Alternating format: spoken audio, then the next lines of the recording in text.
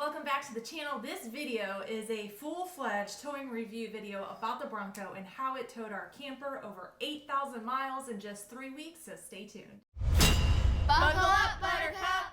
You guys have been patiently waiting for this video. I appreciate that. In fact, I'm going to have a live stream next week that is a Q&A all about towing, all about the Bronco, the camper. So if you guys have additional questions, feel free to leave comments on this video. We can address them at the live stream, but it would be even better if you attend that live stream. You can ask it in person and we can go in depth to answer your question. But with all that aside, we have a lot of information that we're going to reveal in this video to hopefully give you enough information to hold you over until next week. Now, we went 8,000 miles total over 2 trips. Went from Florida to Utah, back to Florida, from Florida all the way up to Maryland, back to Florida. Oof. Wow. That was a lot of driving. Mm-hmm. But if you're new to the channel, I have an Outer Banks non-Sasquatch 2.3 liter Bronco. Oh yeah. That has quite a few mods, just a little bit. I have the 4 performance calibration, Corsa exhaust, and Corsa air intake. Those are about the only 3 mods that I would say would affect the performance and maybe make mine a little bit more superior than just a general 2.3 liter Bronco. Now, I did not do all this preparation. I did not do this journey alone. Thankfully, I had some brains behind it. If that's what you want to call it. If that's what you want to call it. For those who don't know, my name is Jim, and I pretty much hang around here and have a ton of fun just kind of either modding or maintaining Krista's Bronco. It's a really cool opportunity for me. I've got over 20 years of mechanical experience, everything from just basic maintenance to full-blown engine building and racing cars and all that kind of good stuff. So he knows what he's doing. He's been in mechanics for a really long time. Too long. Has built a lot of race cars and even had a lot of experience in the Bronco market before we got connected. I did not have the towing package on the Bronco from the factory, so this is something that we had to add on. Everything that I did, I'm going to put links in the description below. If you guys are wanting to add this to your Bronco, I'll have all that information below. So right off the bat, what we started off life with is a 2-inch Class 3 hitch receiver for the back of the vehicle. So that is extremely similar to like the factory Ford hitch receiver that you would find from the factory, but it was an aftermarket brand and you know it worked fantastic. The Class 3 receiver was basically an 8,000 pound gross weight receiver, and we were way under that, so I felt very confident with that receiver.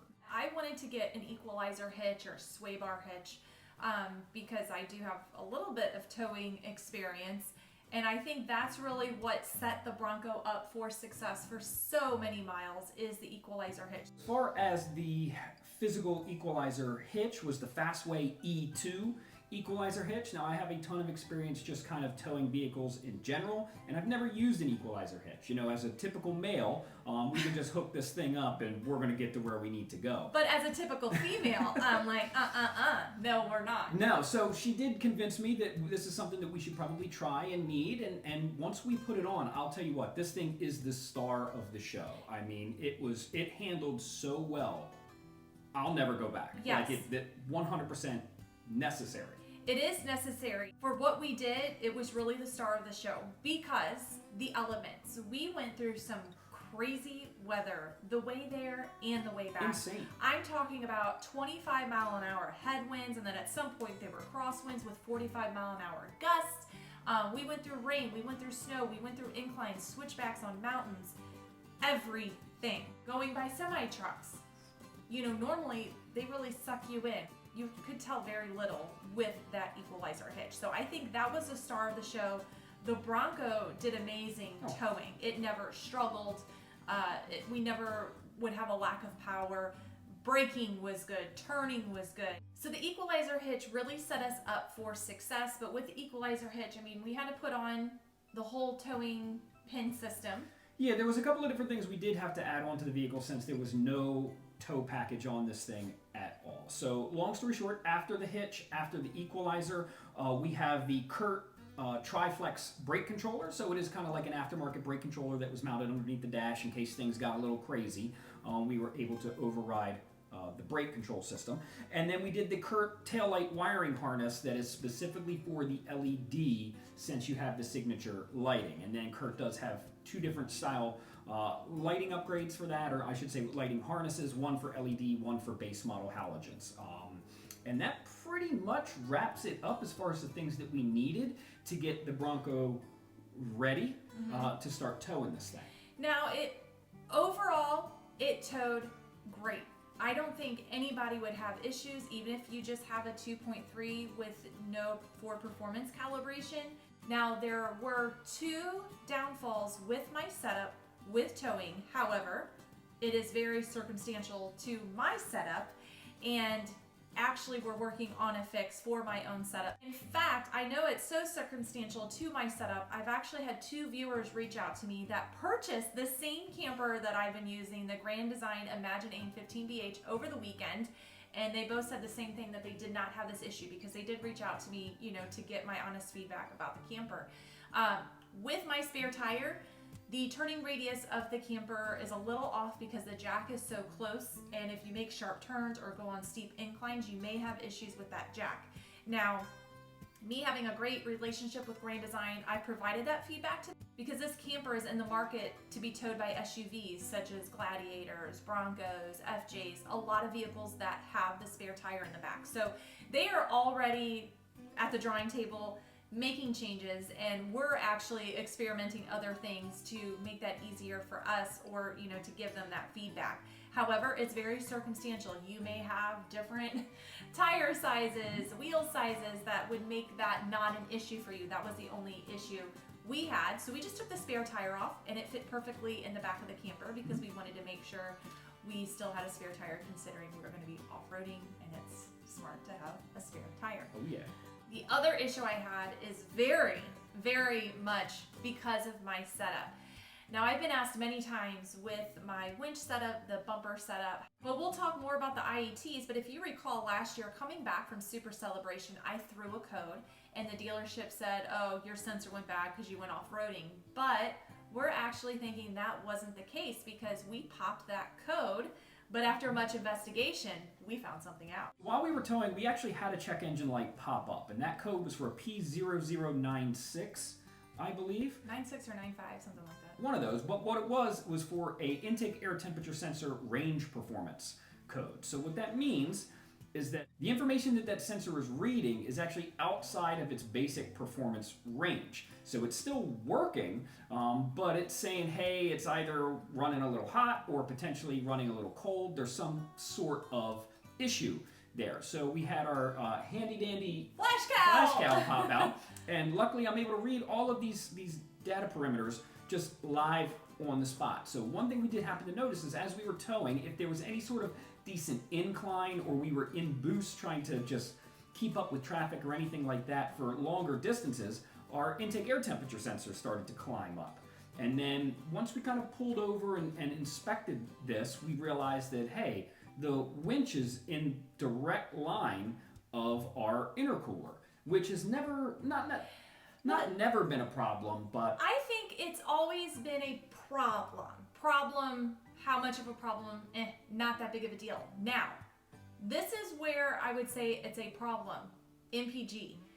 As a day-to-day driver, I get terrible gas mileage. And not just because I accelerate, but I'm getting about 14.5 miles a gallon if I'm lucky, which is rather low for a Bronco typically. But we've done some tests with towing now and without towing. And unfortunately, that whole winch bumper setup is not ideal for the Bronco. It could cause some issues. Since then, we have also towed without that winch on because it's blocking the intercooler, because we want to make sure that before we give this review, we are making a very educated decision. We had no problems at all with the IETs. Nothing. Everything was in range, 100% perfect with the 2.3.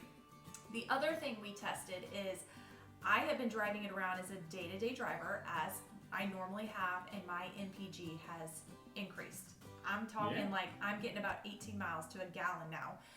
So people have always said, oh, you know, the winch, the way it's, you know, set up, the bumper with the intercooler, you're going to have issues. You may not have direct issues long term. Yes, I think it could maybe affect, you know, all that stuff. with towing, it definitely affects it. So we are going to try to come up with a solution to get me by, so I don't have to get a new bumper, new winch setup. We're going to try to do some ducting and things. So in general, that's not going to be everyone's problem. That's my problem. Or if you have a bumper winch setup like mine that's blocking the intercooler, you could very well have that issue as well. Before we made the discovery about the intercooler being blocked and messing with the miles per gallon and, you know, the temperature range and everything, we were getting about 8.5 miles to a gallon. Oh, that hurts my feelings. Towing 5,000 miles. Yeah. Now, we could have probably gotten better, but the weather was our enemy. I'm telling you, winds the whole way there and the whole way back. So our MPG is probably pretty skewed there just because of the winds. However, was I surprised? No. When I've towed with the truck, the Super Duty, pulling obviously a bigger camper, we were getting 8 to 9 miles to a gallon. So that's kind of what I was planning on for the Bronco. It doesn't make for an easy gas bill, but when we towed with the winch removed, intercooler not blocked, our MPG went up, and I would expect for most of you to probably get about 10 miles to a gallon. I would agree. So like I said before, I'm going to have a live stream, a towing Q&A, because I know you guys are going to have a lot of questions, and I don't want this video to be an hour long, but I wanted to give just kind of a gist of how the Bronco did towing overall. 2 thumbs up. I think it did a fantastic job. Do I think a stock 2.3 liter could pull this camper 100%? I do. I don't think you would have any issues with the temperatures, anything like that. That's really because of my setup. And it's pretty much that. I mean, we've tested it without the winch there, and there's no problem. So if you have a setup that's blocking the intercooler, you may want to reconsider things just in general. And if you plan on purchasing a bumper and stuff like that, that's all things to keep in mind. Absolutely. But we will have a live stream that I hope you guys tune into next week, April 4th, 8 p.m. Bring your questions. We will bring our answers. We have a handy dandy notebook of lots of details that we will reveal to you. But you guys have been patiently waiting, asking many questions about how the Bronco did. So I wanted to release this week so you have a foundation of some answers. And if you guys have additional questions, bring them to the live stream. But I think that's going to wrap it up for this video. Thanks for tuning in. And until next time, buckle up,